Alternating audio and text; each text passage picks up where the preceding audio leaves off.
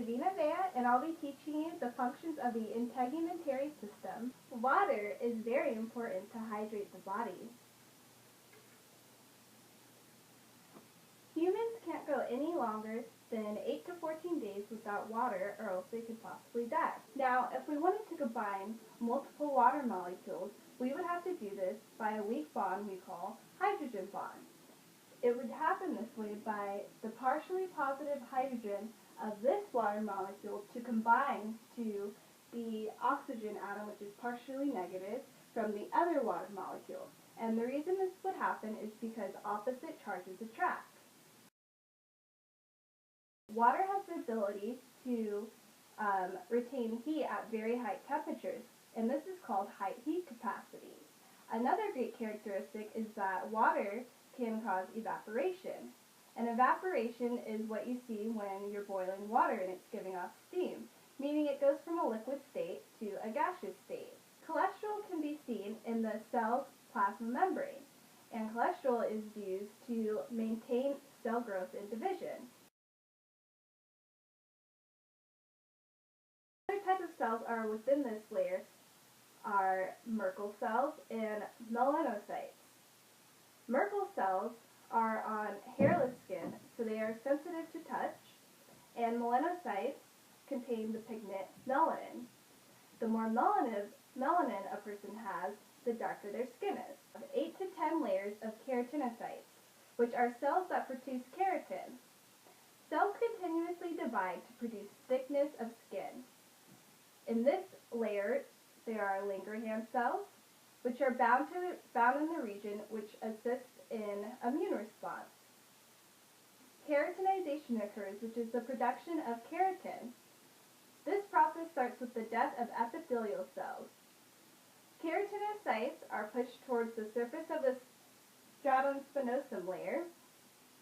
These cells begin to produce the keratin and keratohyalin.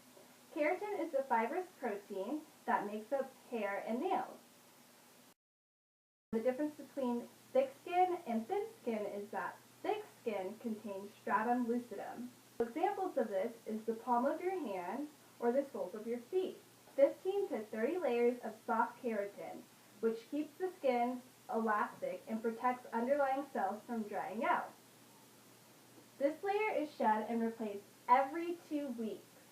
Millions of non-keratinized stratified squamous epithelium, which is also known as dead cells, are worn off daily, creating a new epidermis every 15 to 30 days. Now the papillary layer is very sensitive to touch because it contains a receptor called the Meissner's corpuscle, which is also called tactile corpuscle. The reticular layer is sensitive to very deep pressure because it contains the Meissner's corpuscle. The dermis binds the entire body together, and it is vascularized. So the pseudoferous gland is also known as a sweat gland. There are 2 types, merocrine and apocrine. The apocrine gland becomes very active during puberty, which produces body odor, but this is caused from the bacteria decomposing skin secretions. The gland responds to stress and sexual activity. Now the merocrine gland excretes sweat and connects to the surface of the skin. Insensible is when interstitial fluid evaporated through the stratum corneum. Sensible is water secreted by sweat glands.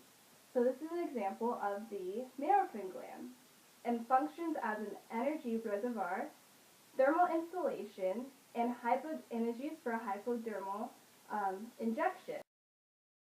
UV radiation. It's very dangerous for people who are fair-skinned, so this means they have very little melanin. They are more susceptible to skin cancers because melanocytes are unable to shield their skin from UV radiation. Cholecalciferol is converted from a cholesterol-related steroid when exposed to radiation. Then the liver converts it to a hormone.